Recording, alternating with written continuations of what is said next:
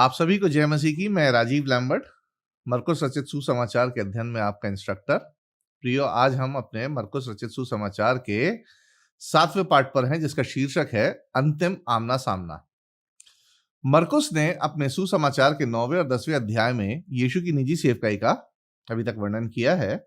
यीशु ने विभिन्न विषयों पर अपने चेलों को सिखाया, उन्हें भविष्य में आने वाली घटनाओं के बारे में बताया और चेतावनी दी, साथ ही अपने वास्तविक स्वरूप और उद्देश्य को पूरी तरह से उन पर प्रकट किया है। प्रियो, आगे इस पाठ में और अध्याय 11 और 12वां अध्याय में यीशु एक बार फिर यहूदी अगुवों का सामना करते हैं।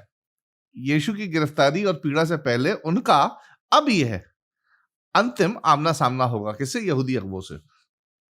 दूसरे शब्दों में कहें तो मरकुस ने यीशु की सेवकाई के 3 स्तर, 3 लेवलों का वर्णन किया है, जिसमें पहला है यीशु की सार्वजनिक सेवकाई, पब्लिक मिनिस्ट्री।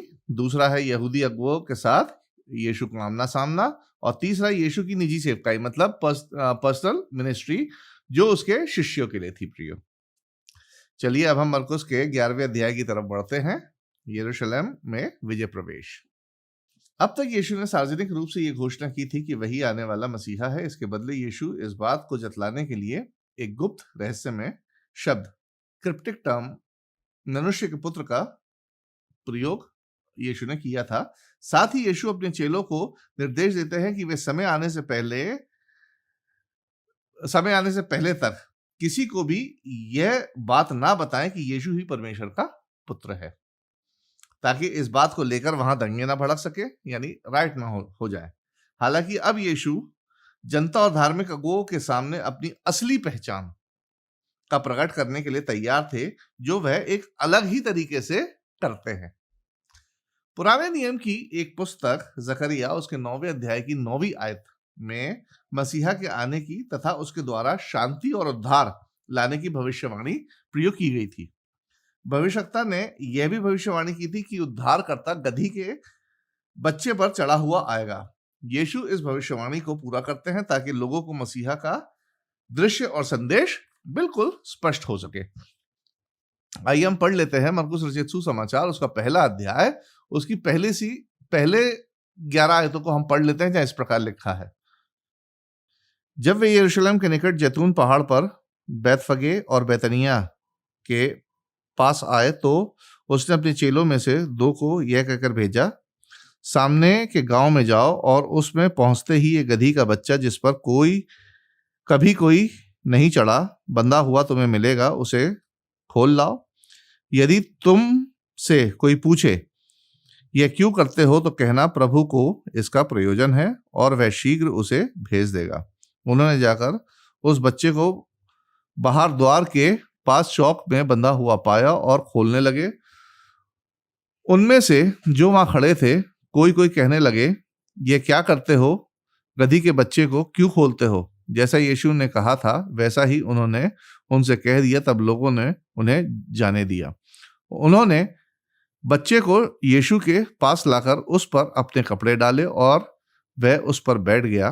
तब बहुतों ने अपने कपड़े मार्ग में बिछाए और औरों ने खेतों में से डालियां काट काट कर फैला दी, जो उसके आगे आगे जाते और पीछे पीछे चले आते थे। पुकार पुकार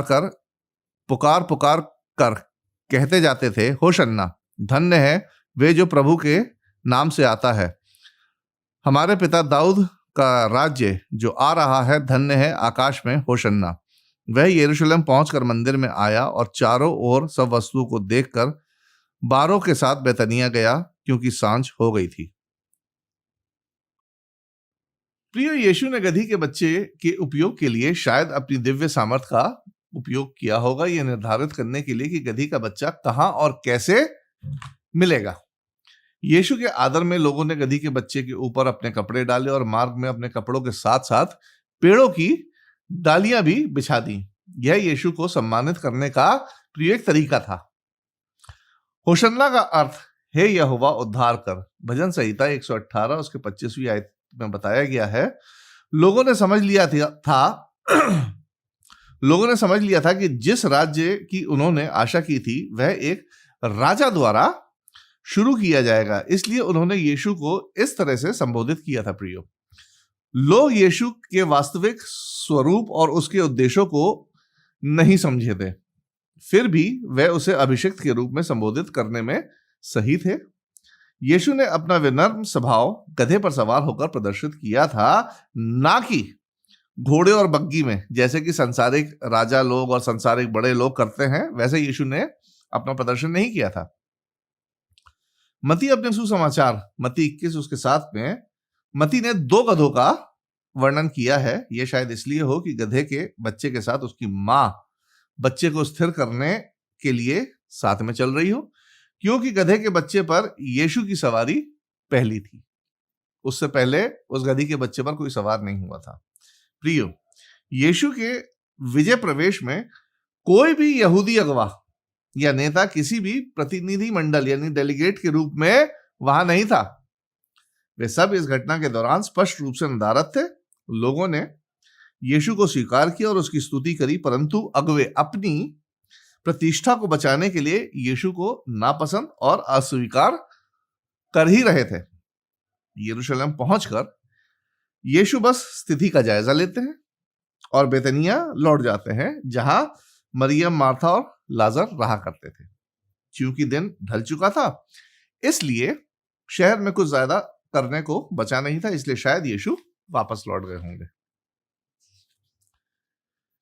यीशु और उसके चेले बेतनिया में रात बिताते हैं और अगले दिन जल्दी यरूशलेम लौटने के लिए निकल जाते हैं। यीशु एक अंजीर के पेड़ को देखते हैं। प्रिय मती ने अपने सुसमाचार में दर्ज किया है कि ये अंजीर का पेड़ सड़क के किनारे था। तो इसका मतलब इस हिसाब से ये हुआ कि ये पेड़ किसी का नहीं था, परंतु ये एक सार्वजनिक संपत्ति थी। मरकुस लिखता है कि यीशु ने इस पेड़ को हरा भरा देखा था, यानी उसमें अंजीर के फल भी होने चाहिए थे। पेड़ के निकट पहुंचकर यीशु ने पाया कि पेड़ फल रहित था, यानी हरा भरा होने के बावजूद उसमें कोई फल नहीं था। इसलिए यीशु ने पेड़ को श्राप दे दिया कि अब से कोई तेरा फल कभी न खाए। और जब अगले दिन जब यीशु और उसके चेले उसी स्थान से लौट रहे थे, तो पेड़ को मुरझाया और मरा पाते हैं। प्रियो, इस वृत्तांत से, इस एपिसोड के आधार पर यीशु अपने प्रेरितों को विश्वास के विषय में एक महत्वपूर्ण पाठ सिखाते हैं। कुछ लोग इस घटना को पढ़ते हैं और सुनते हैं, वह इस बात से परेशान हो जाते हैं और सवाल करते हैं कि यीशु ने एक प्राकृतिक चीज यानी एक नेचुरल चीज को, पेड़ को, जो किसी का नुकसान नहीं पहुंचा रहा था, क्यों नष्ट कर दिया। देखा जाए तो ये एक जायज प्रश्न है जिससे स्पष्टीकरण की आवश्यकता है। प्रियो, यीशु ने अंजीर के पेड़ को तब देखा था जब वह हरा भरा था। आमतौर पर अंजीर का पेड़ 3 फसलें पैदा करता है, एक जून माह में, फिर अगस्त में और दिसंबर माह में। अंजीर का पेड़ पहले फल उत्पन्न करता है, फिर उसमें पत्ते निकलते हैं, जो इस बात का संकेत देते हैं कि फल तैयार है। और यह घटना प्रियो मार्च के आसपास की रही होगी जब यीशु ने उस पेड़ को श्राप दिया, जो कि पहली फसल से काफी समय बाद की है। परंतु इस घटना का समय यह सुझाव देता था कि दिसंबर की फसल में अभी भी फल बाकी रहे होंगे। यहां बात यह है कि इस पेड़ ने कुछ ऐसा प्रदर्शित किया था जो उसके पास था ही नहीं, यानी फल। इसके अलावा इस विशेष पेड़ ने बिना फल के पूर्ण पत्तों का उत्पादन तो किया था, जिसका अर्थ यह था कि भविष्य में भी यह पेड़ फल ही नहीं रहेगा, सिर्फ पत्ते ही पत्ते दिखाई देंगे, इसमें कोई फल नहीं आएगा, जो किसी काम का नहीं होगा। बाद में जब मरकुस ने यीशु द्वारा मंदिर की सफाई यानी मंदिर से जब व्यापारियों को निकाला था यीशु ने का वर्णन किया है, वह अंजीर के पेड़ का उदाहरण इजराइल राष्ट्र और मसीहा के आने पर उनकी प्रतिक्रिया पर फिट बैठता है। इजराइल राष्ट्र पूर्णता से हरा भरा था, यानी उनके पास महान धार्मिक इतिहास, व्यवस्था और भव्य आदि मंदिर थे, परंतु उनके पास कोई आत्मिक फल नहीं था, जैसे विश्वास, आज्ञाकारिता, भले कार्य और सबसे बड़ी अपने मसीहा को पहचानने में उनकी कमी थी। जब मसीहा जब मसीह इजराइल राष्ट्र में फल की तलाश में आया तो उसे वहां कोई भी फल नहीं मिला सिवाय दिखावे के। इस कारण परमेश्वर ने इजराइल राष्ट्र को वैसे ही नष्ट कर दिया जैसे यीशु ने अंजीर के पेड़ को श्राप देकर नष्ट कर दिया था कि अब से कोई तेरा फल कभी ना खाए। यानी मसीहा जो इजराइल राष्ट्र से आया था उनका ना कहलाकर अब पूरी मानव जाति का छुड़ाने वाला उद्धारकर्ता ठहरेगा। जब प्रेरित अंजीर के पेड़ और उसके विनाश के बारे में पूछते हैं तो यीशु उन्हें विश्वास के बारे में प्रियो चेलों को अपने सबक सिखाते हैं। पतरस यीशु से पूछता है ये कैसे संभव हो सकता है कि पेड़ जिसे यीशु ने श्राप दिया इतनी जल्दी नष्ट हो गया। यीशु पतरस के विश्वास की कमी को देखकर सिखाते हैं कि प्रेरितों को बहुत विश्वास की आवश्यकता होगी अपना लक्ष्य पूरा करने के लिए। उनका लक्ष्य क्या था? सुसमाचार का प्रचार पूरा करने के लिए उन्हें बहुत विश्वास की आवश्यकता होगी क्योंकि उन्हें यीशु के बाद जिन बाधाओं का सामना करना होगा वह पहाड़ की तरह प्रतीत होंगे जिस पर चढ़ पाना असंभव सा होगा, परंतु यदि वे विश्वास और आज्ञाकारिता में बने रहेंगे तो परमेश्वर उनकी इच्छाओं के अनुसार उनकी प्रार्थनाओं को पूरा करेगा।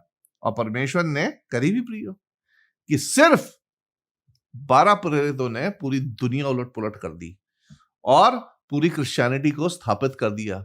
कितनी कलीसियाएं आज खुली हैं, पूरी कलीसिया को स्थापित किया। अंजीर का पेड़ का चमत्कार यह प्रदर्शित करने के लिए किया गया था कि यीशु मसीह पर विश्वास रखकर वह हासिल किया जा सकता है जो असंभव सा लग रहा हो। प्रिय, पुराने नियम में भविष्यवक्ताओं ने मसीहा को मंदिर को अशुद्ध करने वाले के रूप में वर्णित किया था। मलाकी 3 अध्याय उसका पहली 3 आयतें। इस घटना में यीशु इस भविष्यवाणी को पूरा करते हैं। मंदिर वह था जहां जानवरों की बलि दी जाती थी और मंदिर के कर का भुगतान किया जाता था। ऐसा करने के लिए कई व्यापारी थे जो बलि के लिए जानवर बेचा करते थे और मुद्रा बदला करते थे, मतलब जो करेंसी थी उसको बदलते थे, खासतौर पर उन तीर्थ यात्रियों के लिए जो दूसरे देश से आया करते थे और अपने साथ जानवर या यहूदी मुद्रा नहीं लाया करते थे। आमतौर पर इन व्यापारियों की अस्थायी दुकानें मंदिर की दीवार से बाहर हुआ करती थी। मंदिर के चारों ओर कई आंगन थे और इनमें से एक अन्य जाति का आंगन हुआ करता था। प्रियो, यह क्षेत्र उन लोगों के लिए आरक्षित था जो अन्य राष्ट्रों से यहूदी धर्म में परिवर्तित हो गए थे। ये लोग यहूदियों के परमेश्वर की उपासना तो करते थे परंतु स्वयं इब्राहिम के वंशज नहीं थे। ये अन्य जाति धर्मांतरित लोग यहूदियों के आरक्षित आंगन में प्रवेश नहीं कर सकते थे। ना ही वे भीतरी आंगन में प्रवेश कर सकते थे जहां केवल याजक जा सकते थे। साथ ही वे ना ही परम पवित्र स्थान में जा सकते थे जहां केवल महायाजक प्रवेश कर सकता था, वो भी वर्ष में केवल एक दफा।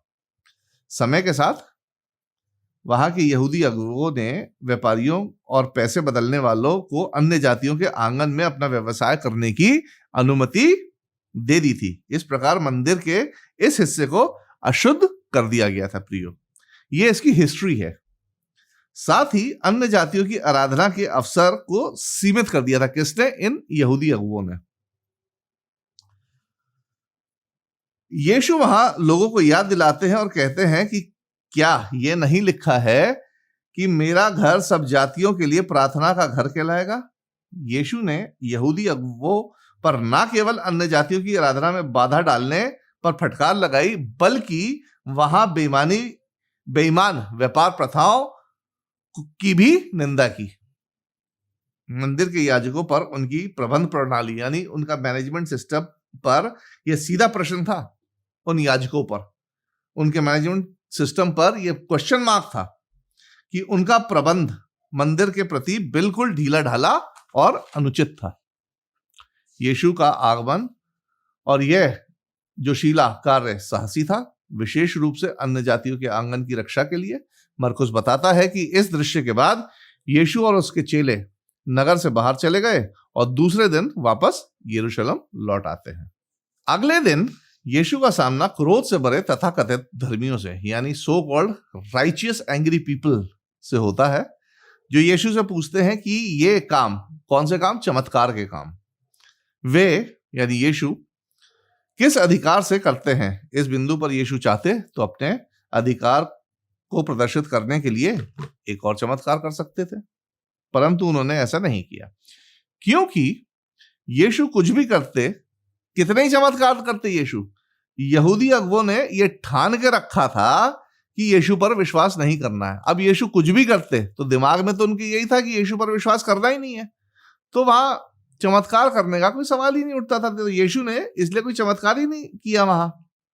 इसके बजाय यीशु भी उनसे एक प्रश्न पूछते हैं कि यूहन्ना का बपतिस्मा क्या स्वर्ग की ओर से था या मनुष्य की ओर से था। यीशु के प्रश्न से यहूदी अगुवे स्वयं अटपटी स्थिति में आ जाते हैं और फंस जाते हैं और यीशु के प्रश्न का उत्तर नहीं देते हैं।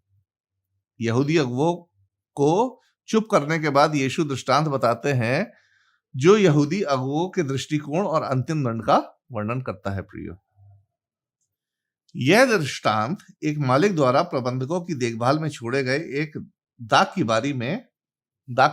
बारी के बारे में है। प्रियो, जो अपने व्यवसाय की प्रगति और लाभ को जानने के लिए अपने कई दासों को भेजता है। प्रबंधकों द्वारा इन दासों के साथ अभद्र व्यवहार किया जाता है। अंत में मालिक अपने बेटे को चीजें सुलझाने के लिए भेजता है, परंतु प्रबंधकों द्वारा उसे भी मार डाला जाता है।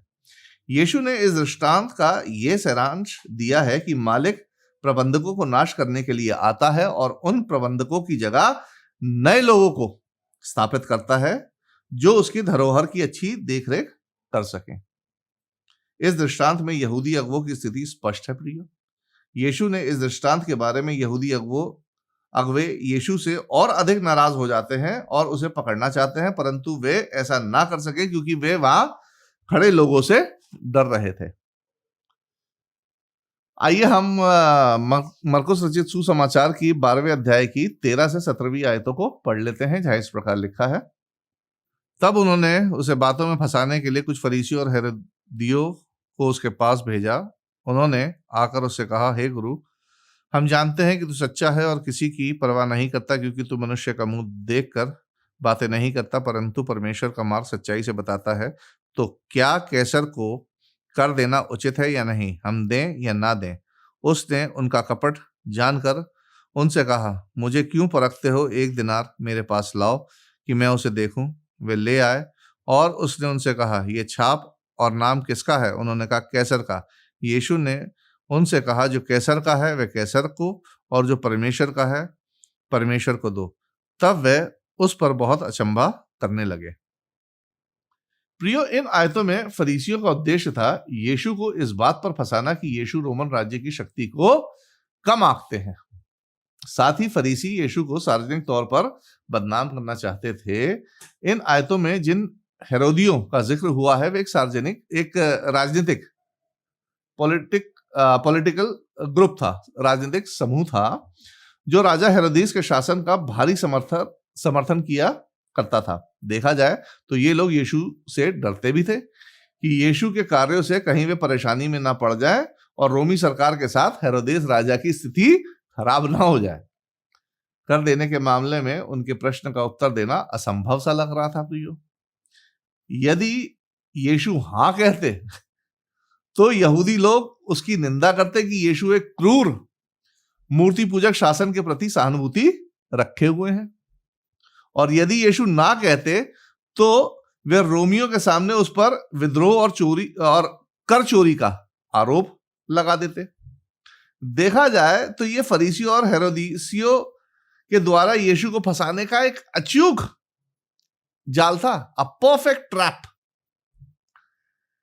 यीशु प्रश्न का उत्तर सही परिप्रेक्ष्य में देते हैं कि परमेश्वर ही सरकारें देता है ताकि वे मनुष्य पर सही शासन कर सके, उनकी मूलभूत जरूरतों को पूरा कर सके, और जरूरतों को पूरा करने के लिए सरकारें क्या लेती हैं? कर लेती हैं, टैक्सेस लेती हैं, जो बिल्कुल जायज होता है।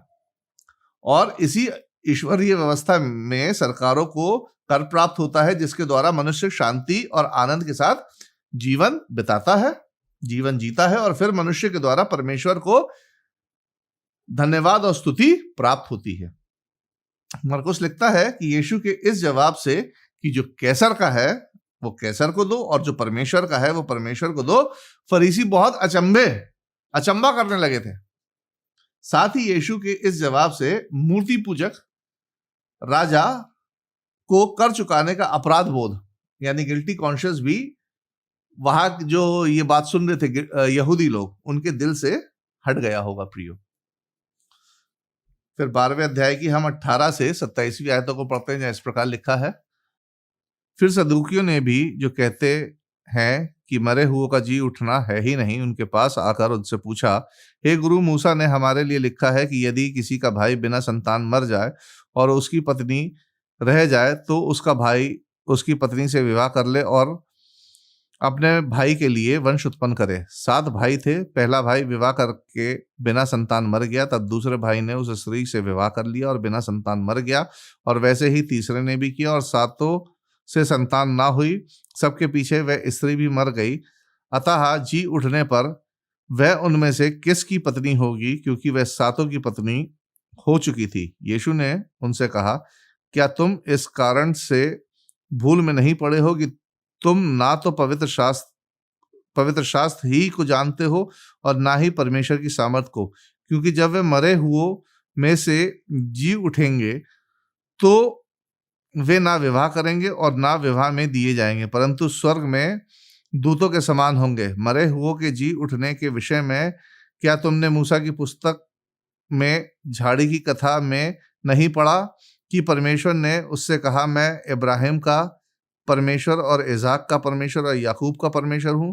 परमेश्वर मरे हुओं को नहीं वरन जीवतों का परमेश्वर है, अतः तुम बड़ी भूल में पड़े हो। प्रिय, फरीसी मृत्यु के बाद पुनरुत्थान पर विश्वास करते थे, परंतु सदूकी इस विचार का तिरस्कार करते थे और अपने प्रश्न से यीशु को फरीसियों के विरुद्ध करना चाहते थे। इसलिए वे एक मनगढ़ंत कहानी को गढ़कर यीशु से एक प्रश्न पूछते हैं और वे 7 भाइयों से क्रमिक रूप से विवाहित एक महिला की कहानी का उपयोग करते हैं। यहूदी व्यवस्था के अनुसार यदि उसका भाई बेऔलाद मर जाता था तो वंश बढ़ाने के लिए उसका भाई अपनी भाभी से विवाह कर सकता था। सदूकियों का प्रश्न फरीसियों को अपमानित करने के लिए था कि 7 भाइयों में से कौन सा भाई उस एक विवाहित महिला का वैध पति यानी लेजिमेट हस्बैंड होगा। इस प्रश्न के साथ सदूकियों को यह भी आशा थी कि यीशु उनसे सहमत होंगे कि मनुष्य का पुनरुत्थान नहीं है, या फिर यीशु फरीसियों के मूर्खतापूर्ण विचारों को समझाने का प्रयास करेंगे। यीशु अपने उत्तर में उन्हें समझाते हैं कि वे यानी सदूकी और फरीसी दोनों ही शास्त्रों की अज्ञानता के कारण गलत हैं। यीशु बताते हैं कि पवित्र शास्त्र कहता है कि परमेश्वर इब्राहिम, इसाक और याकूब का परमेश्वर है, था नहीं है, यानी परमेश्वर वर्तमान काल का परमेश्वर है। यदि परमेश्वर उनका परमेश्वर है, इसका इब्राहिम, इसाक और याकूब का, तो निष्कर्ष यह निकलता है कि ये लोग वर्तमान में भी जीवित हैं। इस बात के अनुसार मृत्यु के बाद भी जीवन है। यीशु अपने स्वर्गीय ज्ञान को यहाँ कहकर यह कहकर भी प्रदर्शित करते हैं कि जो लोग स्वर्ग में हैं वे स्वर्गदूत के समान हैं और उन्हें विवाह या पत्नी की कोई आवश्यकता नहीं होती है। यीशु उनकी अज्ञानता पर प्रकाश डालते हैं और अपनी दिव्यता के प्रदर्शन से यह प्रकट करते हैं कि स्वर्ग से आने वाला ही स्वर्ग की बातें बता सकता है और यीशु स्वर्ग से आया था और यीशु ही स्वर्ग की बातों का उल्लेख कर सकता था। प्रियो, आगे हम पढ़ते हैं मरकुस रचित सुसमाचार उसका 12वां अध्याय उसकी 28 से 34वीं आयत। यहाँ इस प्रकार लिखा है, शास्त्रियों में से एक ने आकर उन्हें विवाद करते सुना और यह जानकर कि उसने उन्हें अच्छी रीति से उत्तर दिया, उसने पूछा, सबसे मुख्य आज्ञा कौन सी है? यीशु ने उसे उत्तर दिया, सब आज्ञाओं में से यह मुख्य है हे इज़राइल सुन, प्रभु हमारा परमेश्वर एक ही प्रभु है, और तू प्रभु अपने परमेश्वर से अपने सारे मन से, अपने सारे प्राण से और अपनी सारी बुद्धि से और अपनी सारी शक्ति से प्रेम रखना, और दूसरी यह, तू अपने पड़ोसी से अपने समान प्रेम रखना, इससे बड़ी और कोई आज्ञा नहीं। शास्त्री ने उससे कहा, हे गुरु, बहुत ठीक, तूने सच कहा कि वह एक ही है और उसे छोड़ और कोई नहीं, और उससे सारे मन, सारी बुद्धि और सारे प्राण और सारी शक्ति के साथ प्रेम रखना, और पड़ोसी से अपने समान प्रेम रखना सारे होम बलियों और बलिदानों से बढ़कर है। जब यीशु ने देखा कि उसने समझ से उत्तर दिया तो उससे कहा, तू परमेश्वर के राज्य से दूर नहीं, और किसी को फिर उससे कुछ पूछने का साहस ना हुआ। प्रियो, अब तक यीशु का सामना राजनीतिज्ञों से, यानी पॉलिटिशियन से, फरीसी और हेरोदीसियों के लोग, और कुलीनों से, एरिस्टोक्रेटों के साथ हुआ था, परंतु अब उसका सामना शास्त्रियों से होता है। यहूदी व्यवस्था से संबंधित 248 सकारात्मक और 365 नकारात्मक आदेश थे, और यहूदी लेखन, उपदेश और वाद विवाद इन्हीं आदेशों के गुणों और अवगुणों पर आधारित थे। प्रियो, वे यीशु से पूछते हैं कि इनमें से कौन सा आदेश, यानी कौन सी आज्ञा सबसे बड़ी है। यीशु अपना जवाब पुराने नियम की पुस्तकों से देते हैं, व्यवस्था विवरण 6वें अध्याय और लेवी व्यवस्था 19वें अध्याय से, कि प्रभु हमारा परमेश्वर एक ही प्रभु है, और तू प्रभु अपने परमेश्वर से सारे मन से और अपने सारे प्राण से और अपनी सारी बुद्धि से और अपनी सारी शक्ति से प्रेम रखना, और तू अपने पड़ोसी से अपने समान प्रेम रखना। इस उत्तर के साथ यीशु ने बिना किसी आज्ञा को कम किए सभी आज्ञाओं को संक्षेप में प्रस्तुत किया। शास्त्री यीशु के इस उत्तर से इतना प्रभावित हुआ कि उसने यीशु के उत्तर को दोहराया ताकि वह अपने दिमाग में उसे अच्छी तरह बैठा सके। यह शास्त्री व्यवस्था के प्रति वफादार था और शायद इन नियमों का पालन करने की कोशिश कर रहा हो। वह परमेश्वर के राज्य में तो नहीं था प्रियो, परंतु परमेश्वर के राज्य के बिल्कुल करीब था। यीशु पर विश्वास के बिल्कुल करीबी था वो, क्योंकि पूर्णता से परमेश्वर के राज्य में आने के लिए व्यवस्था का पालन करना आवश्यक नहीं था, परंतु धर्मी ठहरने के लिए यीशु मसीह में विश्वास लाकर उद्धार प्राप्त करना आवश्यक था। अभी यीशु ने एक समझदार और एक वफादार शास्त्री का सामना किया था, जो कम से कम यीशु की बात को सम्मानजनक तरीके से लेता है, परंतु यीशु का सामना कुछ ऐसे शास्त्रियों के साथ भी हुआ था जो खुद को ऊंचा उठाने के लिए और लोगों को नियंत्रित करने के लिए परमेश्वर के वचन का इस्तेमाल किया करते थे। यीशु पहले दिखाता है कि शास्त्रियों की समझ परमेश्वर के वचन के बारे में कितनी गलत है। शास्त्रियों ने सिखाया था कि मसीहा दाऊद का एक मानव वंशज होगा, परंतु यीशु वचन के हवाले से बताता है कि दाऊद ने भजन संहिता के 110वें अध्याय की पहली आयत में स्वयं लिखा है कि प्रभु ने मेरे प्रभु से कहा, मेरे दाहिने बैठ जब तक कि मैं तेरे बैरियों को तेरे पांव की पीढ़ी ना कर दूं। दूसरी बात, यीशु उनके दिखावटी आत्मिक कार्यों में उनके पाखंड को उजागर करते हैं कि ये लोग वास्तव में सेवा के बहाने से बुजुर्गों को और पैसों के कारण दूसरों को धोखा देते हैं। यीशु बताते हैं कि इन धर्म गुरुओं का दंड आम लोगों के दंड से अधिक होगा, क्योंकि ये सच्ची शिक्षा और सच्ची आत्मिकता को अपने पाखंड में ढाके रहते हैं, कवर किए रहते हैं।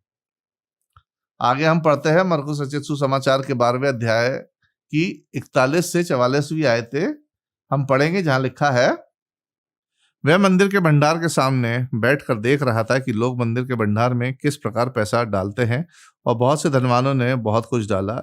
इतने में कंगाल विधवा ने आकर 2 दमड़ियां जो एक अधेले के बराबर होती हैं डाली।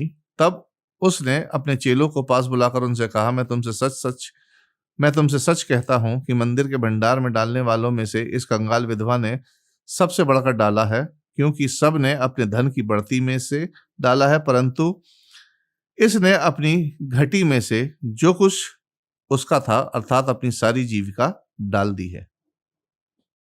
प्रिय, अब तक चेलों ने यीशु का आमना सामना और उसके टकराव को देखा था, और कंगाल विधवा के दान की घटना उन्हें यह सिखाने के लिए थी कि उन्होंने इन सारी चीजों से क्या सीखा था।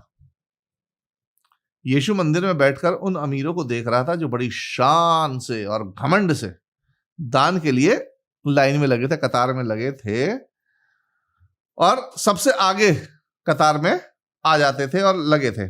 और दान की कतार में एक कंगाल विधवा भी थी जिसने केवल 2 दमड़ी डाली, वो पीछे थी।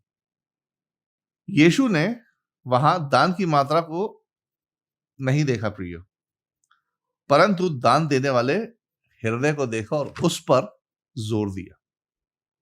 अमीरों ने अपनी धार्मिकता का प्रदर्शन करने के लिए अपनी दौलत का कुछ हिस्सा दिया था, जिससे उनके जीवन शैली पर कोई असर नहीं पड़ता। उनके दान देने से जितनी उनके पास दौलत थी, उसमें से जो दिया था, उनकी जीवन शैली पर उसका कोई असर नहीं पड़ता। इसके विपरीत कंगाल विधवा ने विश्वास से अपना सब कुछ दे दिया, और ऐसा करने से शायद उसको व्यक्तिगत आर्थिक कठिनाइयां उठानी पड़ सकती थी। यीशु बताते हैं कि ये कंगाल विधवा का रवैया ही था, ये कंगाल विधवा का रवैया था विश्वास और बलिदान के साथ देना, जो परमेश्वर के सामने स्वीकार्य था, ना कि वह राशि जो लोग अपनी धार्मिकता और अमीरी को प्रकट करने के लिए देते हैं या दे रहे थे। ऐसा दान परमेश्वर के आगे अस्वीकार हो जाता है। प्रेरितों को भविष्य में ऐसे पाखंडियों का ही सामना तो करना था प्रियो। इसलिए यीशु उनके पाखंड को पहले से ही प्रकट कर देते हैं और विधवा की घटना के माध्यम से यह प्रदर्शित करते हैं कि वे मतलब यीशु सच्चे वफादार शिष्यों की तलाशी करता है। प्रियो, हमारा 7वां पाठ यहीं समाप्त होता है। अगले पाठ हमारा 8वां पाठ होगा, जो मरकुस रचित सुसमाचार के 13वें अध्याय की पहली आयत से शुरू होकर 14वें अध्याय पर खत्म होगा। कृपया इसको एक बार आप लोग जरूर पढ़ लें। अगले हफ्ते आप लोग से फिर मुलाकात होगी। तब तक के लिए आप सभी को जय मसीह की।